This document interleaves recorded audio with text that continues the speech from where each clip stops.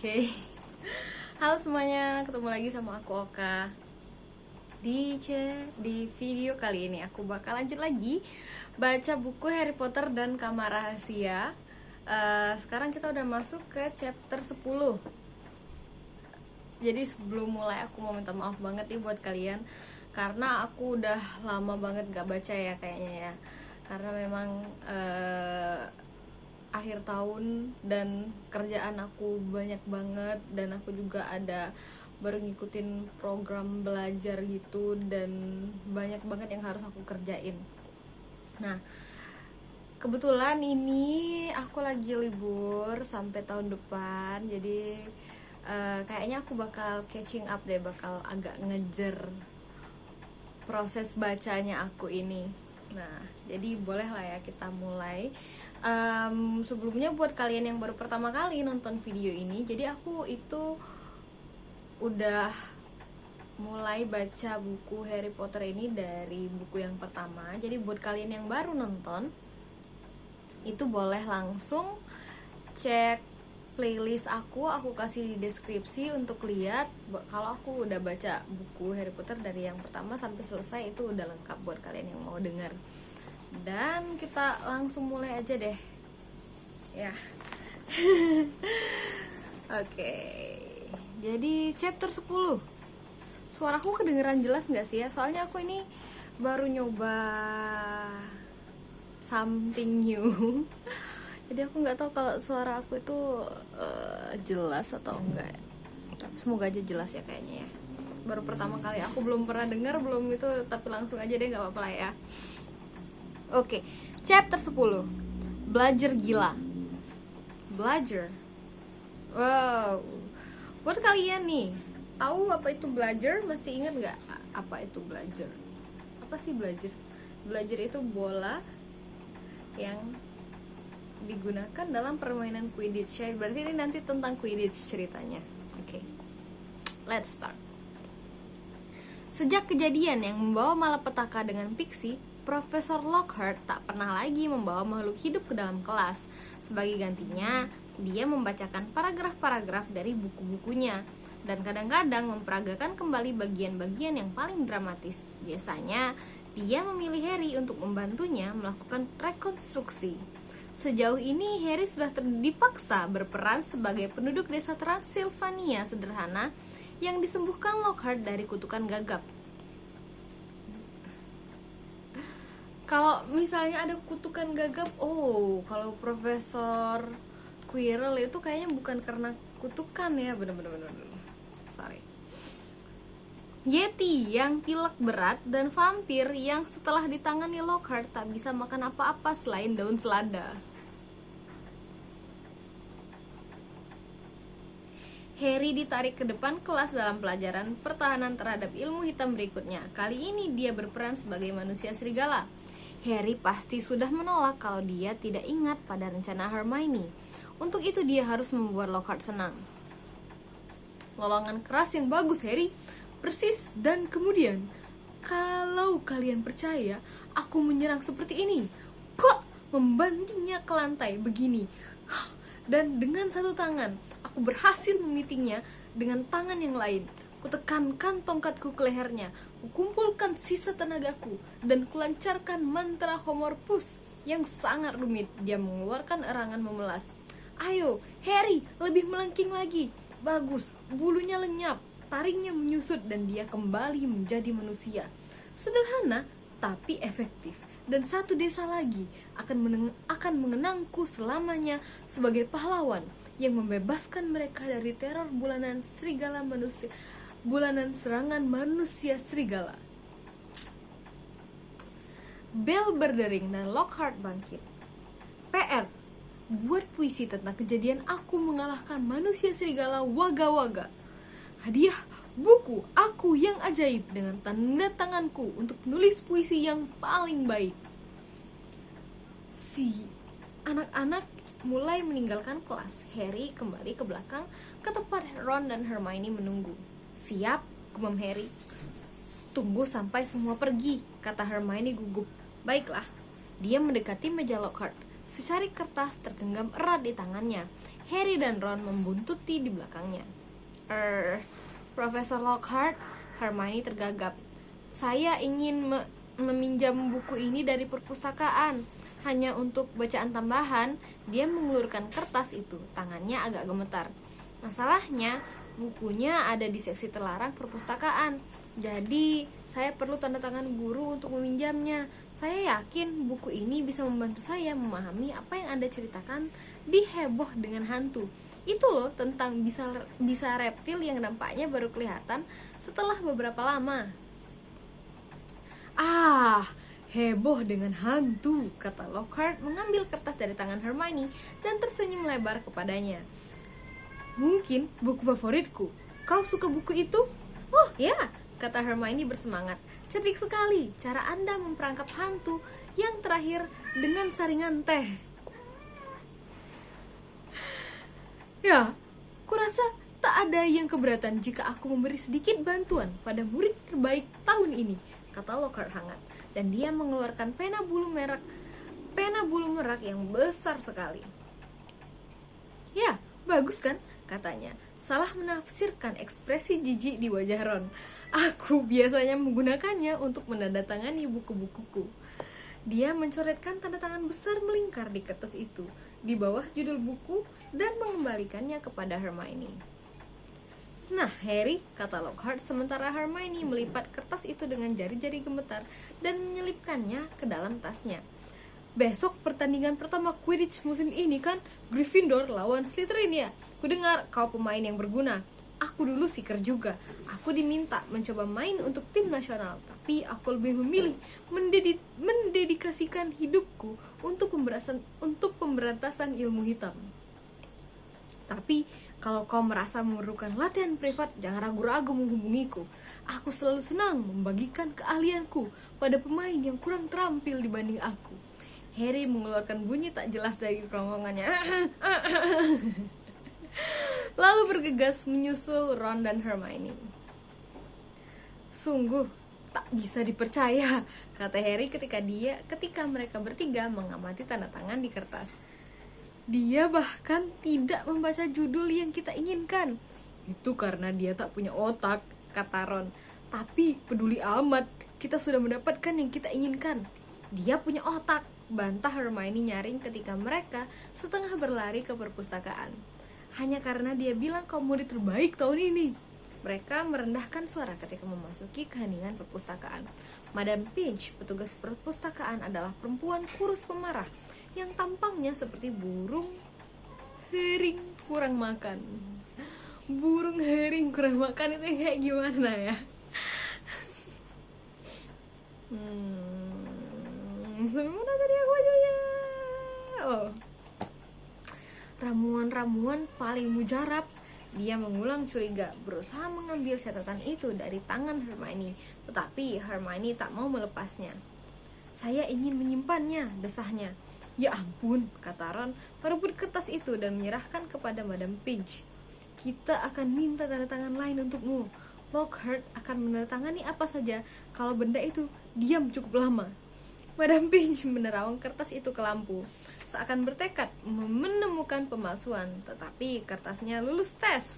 Dia berjalan di antara rak-rak tinggi dan kembali beberapa menit kemudian, membawa buku besar yang tampak berjamur.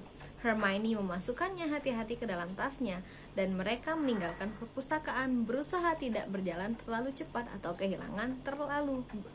kelihatan terlalu bersalah. It's fun, really. Bohong untuk kebaikan ya kayaknya. 5 menit kemudian mereka telah mengurung diri ke toilet rusak Myrtle Merana.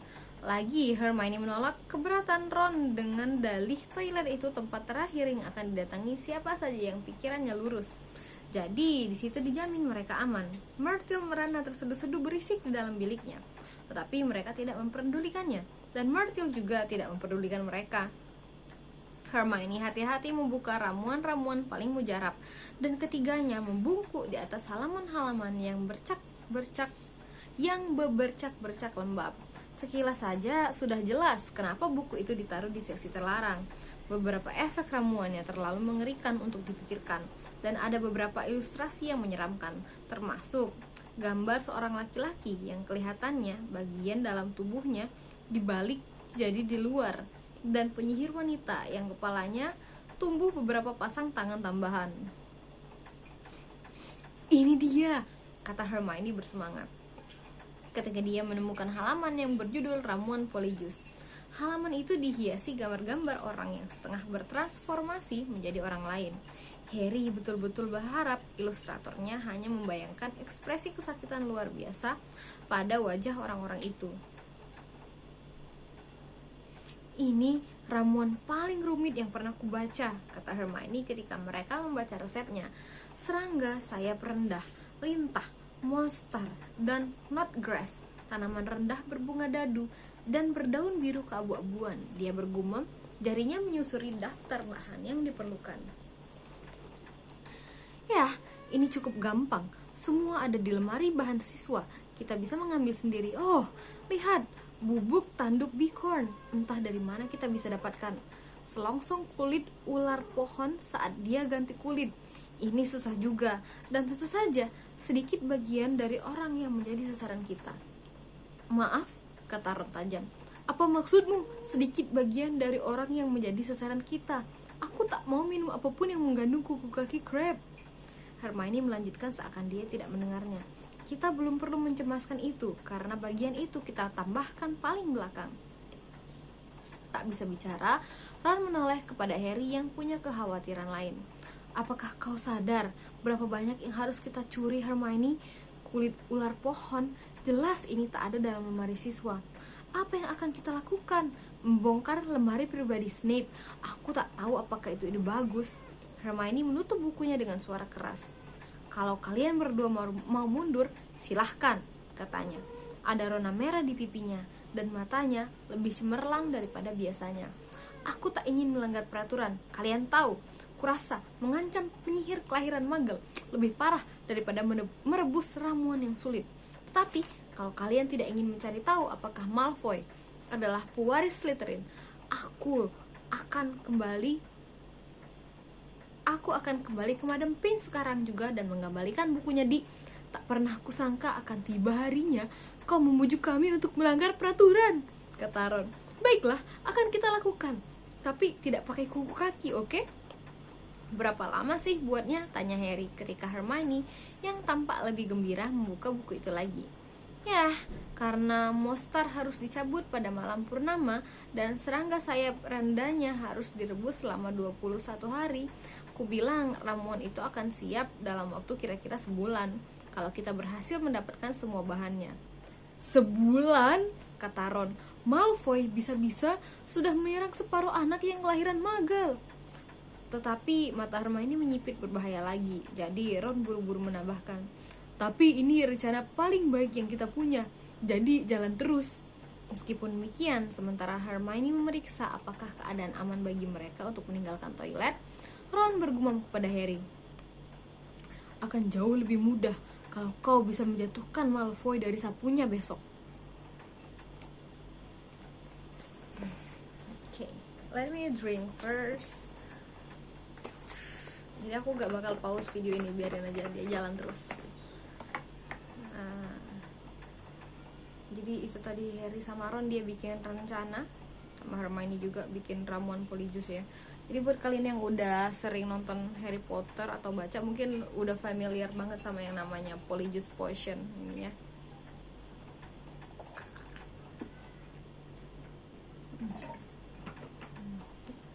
Pertama kali muncul di buku kedua ternyata, guys. Lanjut lagi. Hari Sabtu, Harry terbangun pagi-pagi dan berbaring dulu memikirkan pertandingan Quidditch yang akan berlangsung. Dia cemas, terutama memikirkan apa yang akan dikatakan Wood kalau Gryffindor kalah, tetapi juga memikirkan mereka harus menghadapi tim yang menaiki sapu balap paling cepat yang bisa dibeli dengan emas. Belum pernah dia begitu ingin mengalahkan Slytherin sampai seperti itu. Setelah setengah jam berbaring dengan perasaan tak keruan, dia bangkit, berganti pakaian, dan turun untuk sarapan lebih awal dari biasanya. Ternyata Anggota tim Gryffindor lainnya sudah berkumpul di meja panjang yang kosong. Semua kelihatan tegang dan tidak banyak bicara.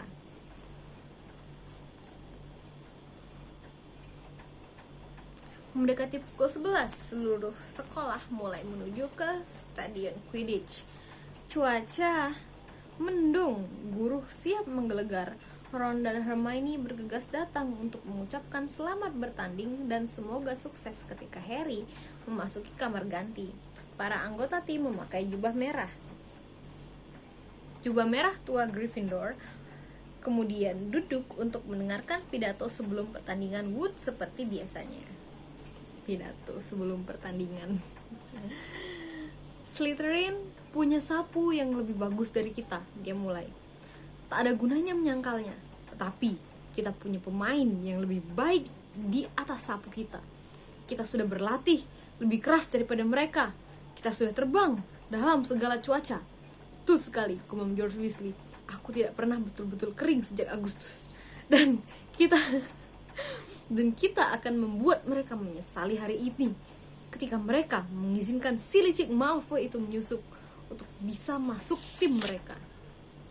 Dengan dada naik turun saking emosinya, Wood menoleh kepada Harry. Terserah padamu, Harry. Aku menunjukkan bahwa Seeker perlu punya lebih dari sekedar ayah yang kaya. Tangkap Snitch-nya sebelum keduluan Malfoy. Kalau tidak, lebih baik mati, Harry, karena kita harus menang hari ini. Kita harus menang. Jadi tak ada tekanan, Harry, kata Fred mengedip kepadanya. Ketika mereka keluar menuju ke stadion, terdengar sambutan meriah, sorakan dan teriakan untuk menyemangati mereka karena Ravenclaw dan Hufflepuff ingin melihat Slytherin kalah. Tetapi anak-anak Slytherin juga dan mendesis-desis keras. Madam Hooch, guru Quidditch mereka, meminta Flint dan Wood berjabat tangan. Keduanya berjabat tangan dengan saling melempar pandangan mengecam dan meremas lebih keras daripada yang diperlukan. Mulai pada tiupan peluitku, kata Madam Hooch. 3, 2, 1. Dengan teriakan dari penonton untuk menyemangati mereka terbang, ke-14 pemain meluncur naik ke langit yang mendung. Harry terbang lebih tinggi daripada yang lain, menyipitkan mata mencari-cari Snitch. Baik di sana, dahi pitak, teriak Malfoy. Dahi pitak, guys. Pitak ya, udah lama banget aku gak dengar kata pitak. Meluncur di bawah Harry seakan mau memamerkan kecepatan sapunya. Harry tak punya kesempatan menjawab. Pada saat itu, belajar hitam berat meluncur ke arahnya. Dia menghindar, tapi hampir saja kena. Dia masih merasakan belajar itu menyapu rambutnya. Nyaris saja, Harry, kata George melesat, melewatinya dengan pemukul di tangan, siap memukul balik belajar kalas ke arah Slytherin.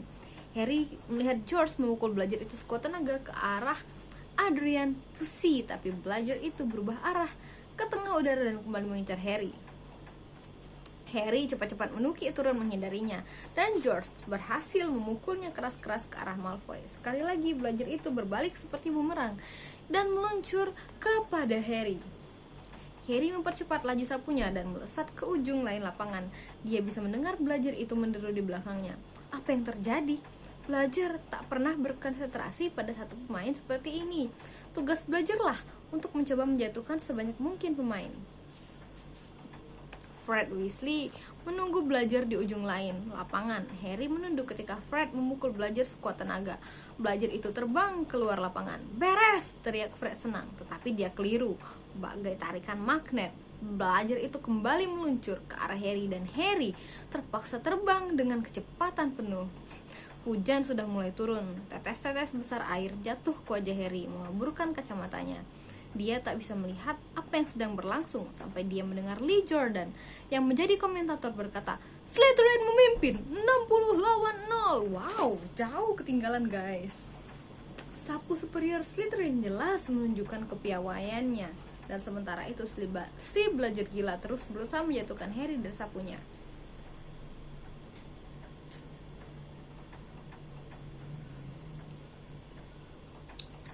Fred dan George sekarang terbang begitu rapat di kanan kirinya sehingga Harry tak bisa melihat apa-apa selain tangan mereka yang berseliweran, dan ia tak punya kesempatan mencari Snitch, apalagi menangkapnya. "Ada yang mengerjai belajar ini," gerutu Fred mengayunkan pemukulnya sekuat tenaga ketika si belajar kembali menyerang Harry. "Kita perlu time out," kata George berusaha memberi isyarat kepada Wood dan mencegah si belajar mematahkan hidung Harry pada saat bersamaan. Wood jelas sudah menangkap pesannya. Fluid Madam Hooch berbunyi nyaring dan Harry, Fred, dan George menukik turun, masih berusaha menghindari si belajar gila. "Apa yang terjadi?" tanya Wood ketika tim Gryffindor sudah berkumpul, sementara para penonton Slytherin berteriak mengejek. "Kita digilas. Fred, George, di mana kalian waktu belajar itu mencegah Angelina mencetak gol? Kami 6 meter di atasnya, mencegah belajar satunya membunuh Harry Oliver," kata George marah. "Ada yang menyihirnya. Belajar itu menyerang Harry terus, tidak pernah mendekati pemain lain sepanjang pertandingan. Anak-anak Slytherin pasti telah menggunakan sesuatu pada belajar itu." "Tetapi belajarnya dikunci dalam kantor Madam Hooch sejak latihan terakhir kita, dan waktu itu dua-duanya tidak apa-apa," kata Wood cemas. Madam Hooch berjalan ke arah mereka. Lewat atas bahu Madam Hooch, Harry bisa melihat tim Slytherin mengejek dan menunjuk ke arahnya. "Dengar," kata Harry ketika Madam Hooch sudah semakin dekat. "Dengan kalian berdua terbang di sekitarku sepanjang waktu, satu-satunya kemungkinan aku menangkap Snitch adalah kalau Snitch-nya terbang masuk ke lengan jubahku," kata Harry. "Kembalilah ke yang lain dan biar ku tangani sendiri belajar itu." "Jangan bodoh," kata Fred. "Belajar itu bisa menembas kepalamu." Wood bergantian memandang Harry dan si kembar Weasley. "Oliver, ini gila," kata Alicia Spinnet berang. "Kau tak bisa mengizinkan Harry menangani belajar itu sendirian. Ayo, kita minta penyelidikan. Kalau kita berhenti sekarang, kita akan dinyatakan kalah," kata Harry. "Dan kita tidak akan kalah dari Slytherin hanya karena satu belajar gila. Ayo Oliver, suruh mereka meninggalkanku sendiri." "Ini semua salahmu," kata George marah pada Wood. "Tangkap Snitch-nya. Kalau tidak lebih baik mati. Bodoh benar bilang begitu padanya." Madam Hooch sudah bergabung dengan mereka. Siap melanjutkan pertandingan, dia bertanya kepada Wood. Wood memandang Harry dan memancarkan tekad kuat. "Baiklah," katanya. "Fred, George, kalian mendengar Harry, tinggalkan dia dan biarkan dia menangani sendiri belajar itu." Kapten macam apa? Aduh. Oke, let's continue. "Wait, is it raining? Please no. Kalau hujan suaraku bakal semakin gak kedengeran. No. Kayaknya enggak deh. Lanjut lagi ya.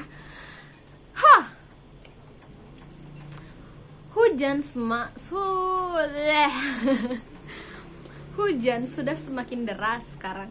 Begitu peluit Madam Hooch ditiup, Harry menjejak keras ke udara dan mendengar desing belajar yang sudah dikenalnya di belakangnya. Harry terbang makin lama makin tinggi. Dia terbang melingkar, meluncur, spiral, zigzag, dan berguling. Meskipun agak pusing, dia membuka matanya lebar-lebar. Hujan mengeburkan kacamatanya dan mengalir masuk ke lubang hidungnya ketika dia bergelantung membalik menghindari serangan keras si belajar. Dia bisa mendengar gelak tawa penonton. Dia tahu pasti dia tampak tolol sekali. Tetapi si belajar gila itu berat dan tak dapat berubah arah secepat dia. Dia mulai terbang model roller coaster mengelilingi stadion. Matanya menyipit menebus tirai perak air hujan, memandang tiang gol Gryffindor di mana Adrian Pussy sedang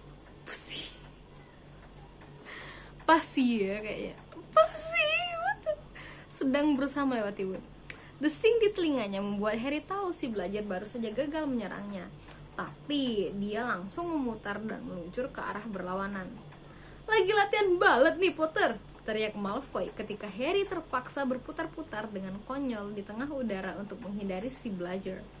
Harry terbang menjauh, si belajar membututi 1 meter di belakangnya. Dan kemudian ketika memandang Malfoy penuh kebencian, Harry melihatnya, Golden Snitch, melayang hanya beberapa senti di atas telinga kiri Malfoy. And he didn't realize that. Dan Malfoy yang sibuk menertawakan Harry tidak melihatnya sih. Selama beberapa saat yang menyiksa, Harry menggantung di udara, tak berani meluncur ke arah Malfoy. Takut kalau Malfoy mendongak dan melihat snitch itu. Bye cat. Oke. Duk. Dia berdiam diri terlalu lama sedetik. Si belajar berhasil mengenainya akhirnya, menghantam sikunya, dan Harry merasa lengannya patah.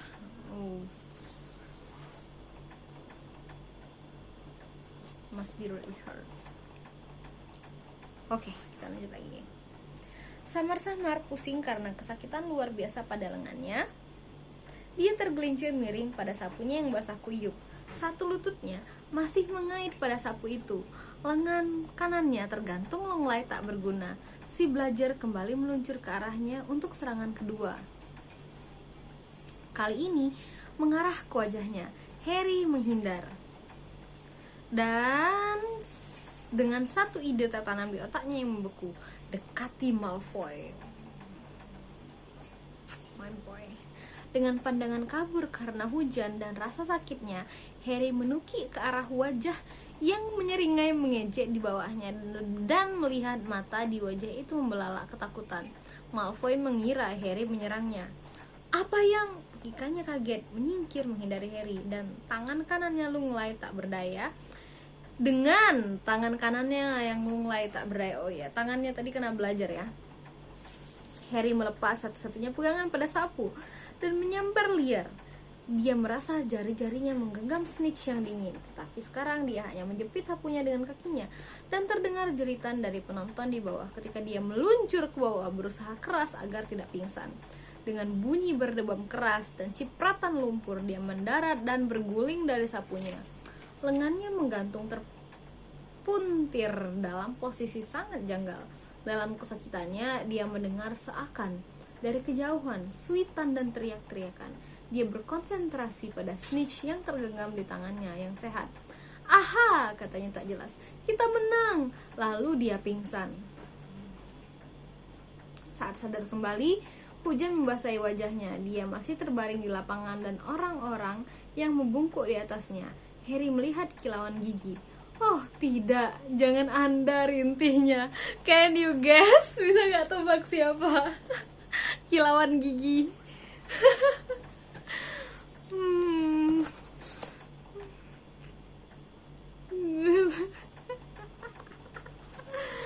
Dia tak sadar apa yang dikatakannya. Kata Lockhart keras-keras kepada anak-anak Gryffindor yang cemas berdesakan mengerumuninya.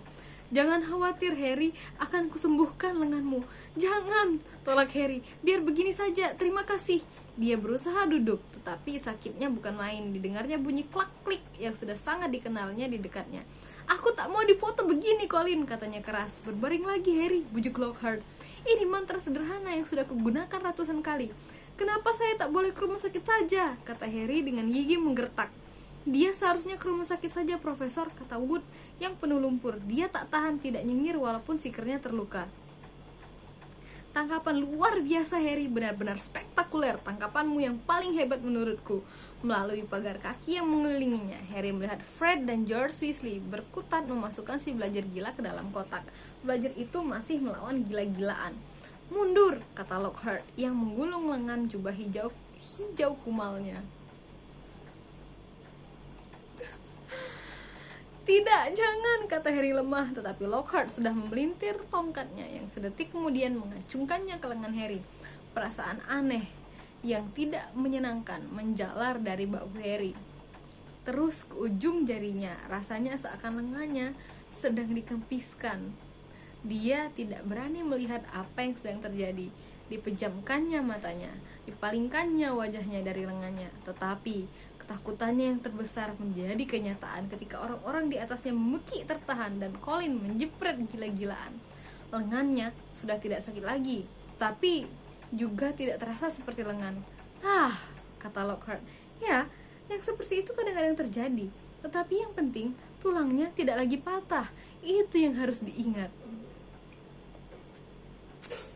Jadi, Harry, pergilah saja ke rumah sakit.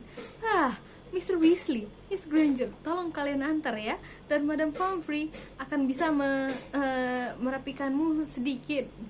Ketika Harry bangkit, dia merasa aneh, seakan berat sebelah. Dengan menarik nafas dalam-dalam, dia menunduk memandang ke sebelah kanannya.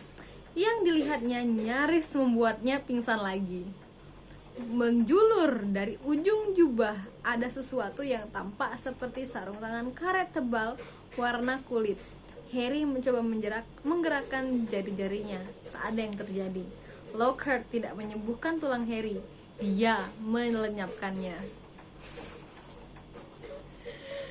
Oke, ya pause sebentar, minum dulu. I will not pause this video. Ulang lagi ya. Gimana rasanya nggak punya tulang kayak Harry?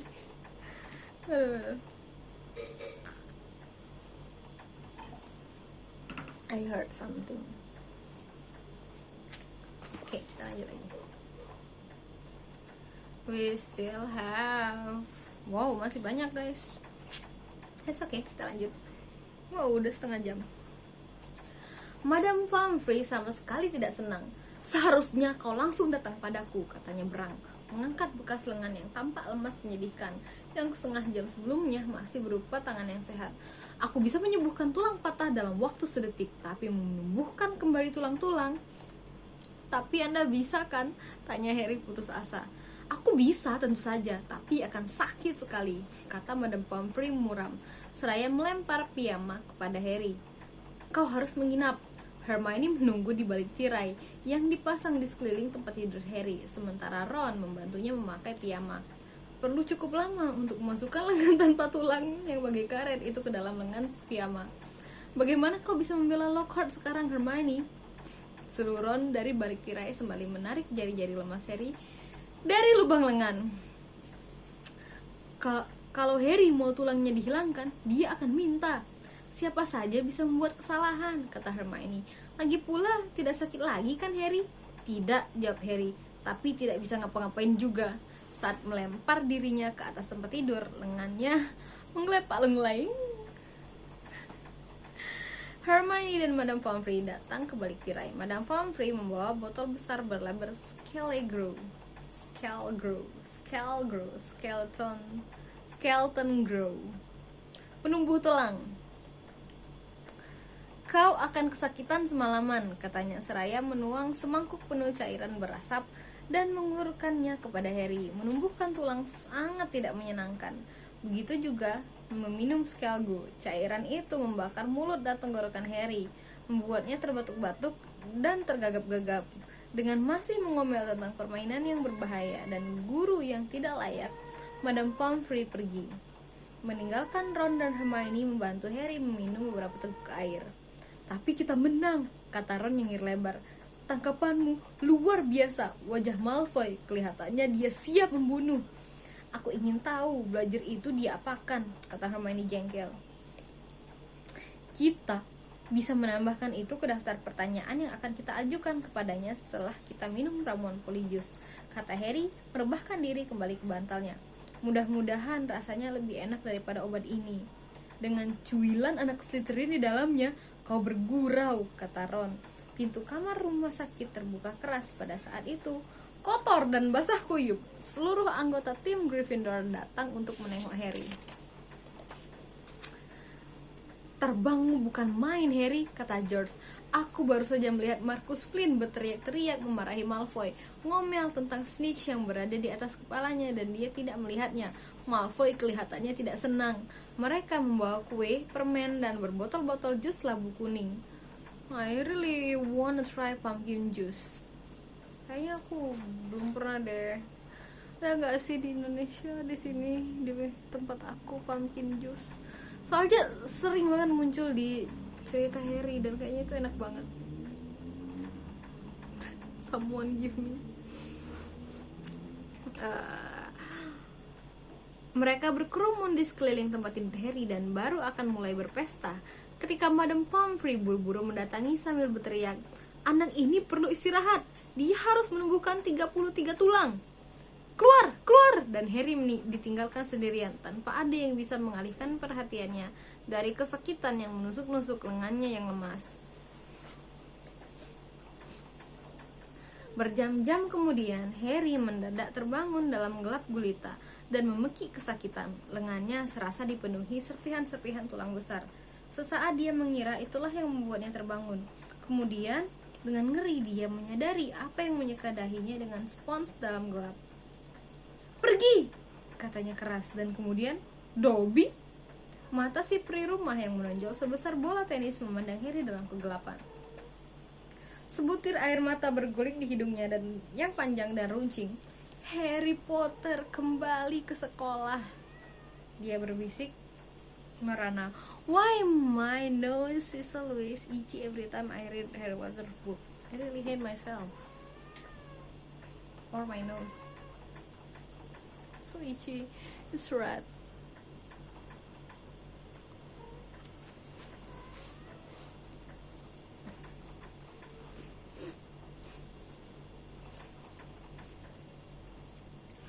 "Harry Potter kembali ke sekolah," dia berbisik merana. Dobby sudah bolak-balik memperingatkan Harry Potter. "Ah, Sir, kenapa Anda tidak mendengarkan Dobby? Kenapa Harry Potter tidak pulang saja waktu ketinggalan kereta api?" Harry duduk bersandar di bantalnya dan menyingkirkan spons Dobby. "Ngapain kau di sini?" tanyanya. "Dan bagaimana kau tahu aku ketinggalan kereta?" Bibir Dobby bergetar dan Harry mendadak curiga. "Kau," katanya lambat-lambat, "kau yang membuat palang rintangan seolah menolak mengizinkan kami masuk." "Memang betul, Sir," kata Dobby mengangguk kuat-kuat. Telinganya menggelepak. Dobby bersembunyi dan menunggu Harry Potter dan menyegel palang rintangan, dan Dobby harus menyetrika tangannya sesudahnya. Ditunjukkannya kepada Harry 10 jari panjang yang diperban. Tetapi Dobby tidak peduli, Sir, karena dia mengira Harry Potter aman, dan Dobby tak pernah mimpi bahwa Harry Potter akan ke sekolah dengan cara lain. Dia mengayun tubuhnya ke depan dan ke belakang, menggeleng-gelengkan kepalanya yang jelek.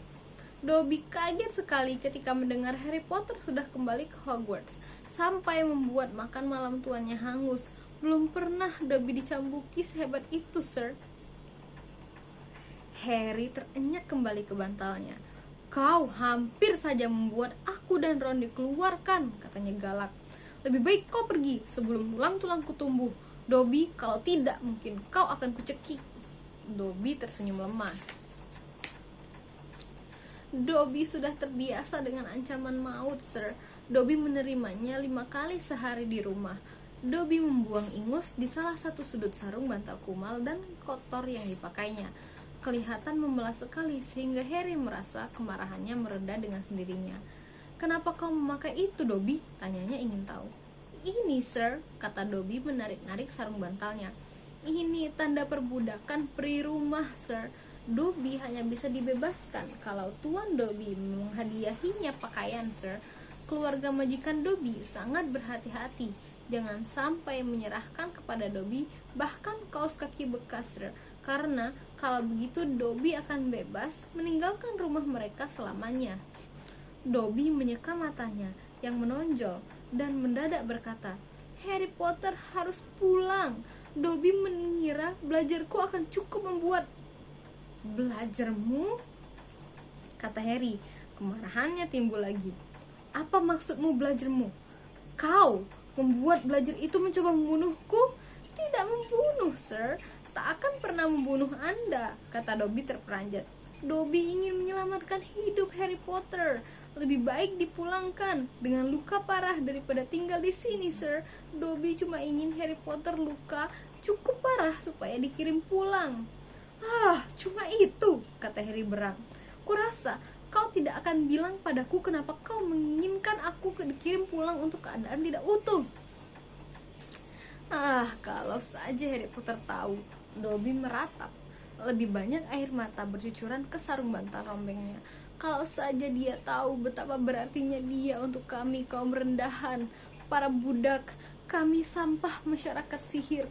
Dobby ingat bagaimana keadaan ketika dia yang namanya tak boleh disebut berada di puncak kekuasaannya, Sir. Kami peri rumah diperlakukan seperti kutu busuk. Tentu saja Dobby masih diperlakukan seperti itu, Sir. Dia mengakui menyekah wajahnya dengan sarung bantal. Tetapi Sir, kehidupan telah menjadi jauh lebih baik bagi kaum kami sejak Anda menang melawan dia yang namanya tak boleh disebut. Harry Potter selamat dan kekuatan si pangeran kegelapan dipatahkan. Dan saat itu, seperti hari baru, Sir, Harry Potter bersinar seperti cahaya mercusuar.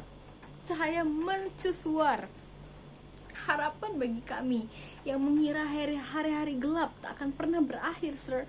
Dan sekarang di Hogwarts, peristiwa-peristiwa mengerikan akan terjadi, bahkan mungkin sedang terjadi. Dan Dobby tak bisa membiarkan Harry Potter tinggal di sini sekarang.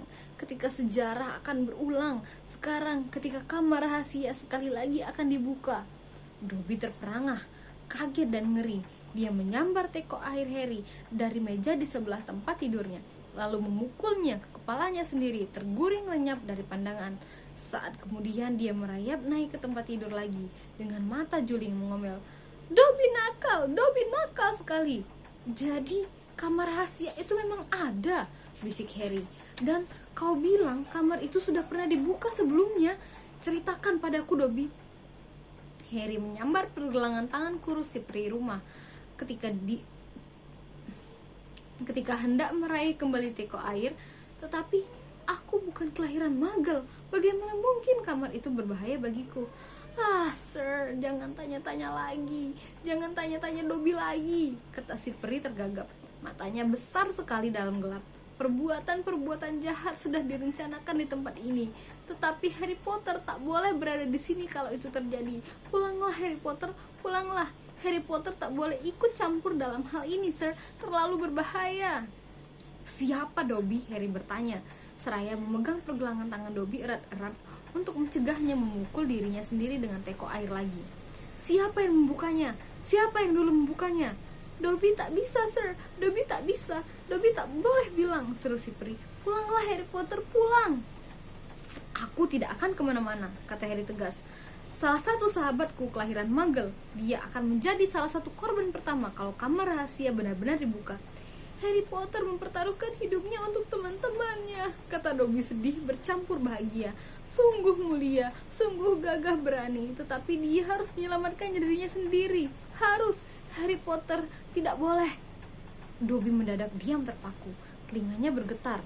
Harry mendengarnya juga, ada langkah-langkah kaki mendekat di lorong di depan kamar. Dobby harus pergi, bisik si peri ketakutan. Terdengar derak keras dan jari-jari Harry mendadak menggenggam udara kosong. Dia terenyak kembali ke tempat tidurnya. Matanya tertuju ke pintu yang gelap sementara bunyi langkah-langkah kaki semakin mendekat. Dan berikutnya Dumbledore berjalan mundur masuk ke kamar, memakai jas kamar wool panjang dan topi tidur. Dia menggotong ujung sesuatu yang tampaknya seperti patung. Profesor McGonagall muncul sedetik kemudian menggotong kakinya. Bersama-sama mereka mengangkat patung itu ke atas tempat tidur. Panggil Madame Pomfrey, bisik Dumbledore, dan Profesor McGonagall bergegas melewati kaki tempat tidur Harry, menghilang dari pandangan. Harry berbaring tak bergerak, pura-pura tidur.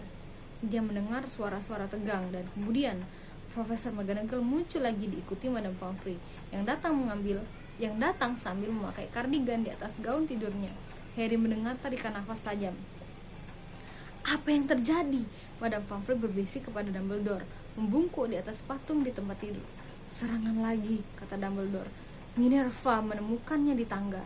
Ada setangkai buah anggur di sebelahnya, kata Profesor McGonagall. Kami menduga dia sedang berusaha menyelinap ke sini untuk menengok Potter. Hati Harry mencelos, pelan-pelan dan hati-hati diangkatnya kepalanya beberapa senti supaya dia bisa melihat patung di tempat tidur itu. Seberkas cahaya bulan menyinari seraut wajah yang pandangannya kosong. Colin Creevey. Matanya terbelalak lebar dan tangannya terjulur kaku ke depan, memegangi kameranya. Membantu, bisik Madame Pomfrey. Ya, aku bergidik memikirkannya. Kalau Albus tidak sedang turun untuk minum coklat panas, entah apa yang akan terjadi. Ketiga jam menunduk menatap Colin. Kemudian Dumbledore membungkuk untuk melepas kamera dari pegangan erat Colin. Menurutmu dia berhasil memotret penyerangnya? kata Profesor McGonagall bersemangat. Dumbledore tidak menjawab. Dia membuka bagian belakang kamera. Astaga, celetuk Madame Pomfrey. Semburan asap mendesis dari kamera. Harry, 3 tempat tidur dari Colin, mencium bau tajam plastik terbakar. Meleleh, kata Madame Pomfrey bingung. Semuanya meleleh. Apa artinya ini, Albus? Profesor McGonagall bertanya mendesak. Artinya, kata Dumbledore, kamar rahasia benar-benar telah dibuka lagi. Madame Pomfrey menekan mulutnya. Profesor McGonagall terbelalak menatap Dumbledore. Tetapi Albus, siapa? Pertanyaannya bukan siapa, kata Dumbledore. Matanya menatap Colin. Pertanyaannya adalah bagaimana. Dan melihat wajah Profesor McGonagall yang samar-samar, Harry tahu dia sama tidak mengertinya seperti Harry sendiri. And that's the end of the chapter. Habis. Jadi itu tadi chapter ke-10. Jadi aku mau break sebentar. Ini di luar juga kayaknya berisik. Jadi aku mau mungkin break kayak sekitar 30 menit. Habis itu aku bakal lanjut lagi, langsung baca buku chapter ke-11. Jadi aku bakal ngejar ketinggalan aku yang kemarin ya. Oke. Jadi buat kalian, lagi-lagi aku ngomong buat kalian yang baru pertama kali ngeliat video ini, aku udah baca buku Harry Potter itu dari lama, dari buku yang pertama, dan aku udah upload semuanya. Buat kalian yang mau denger, boleh cek playlistnya, aku taruh di deskripsi box aku. Oke, makasih semuanya buat supportnya. Makasih, sampai ketemu di video selanjutnya. Bye.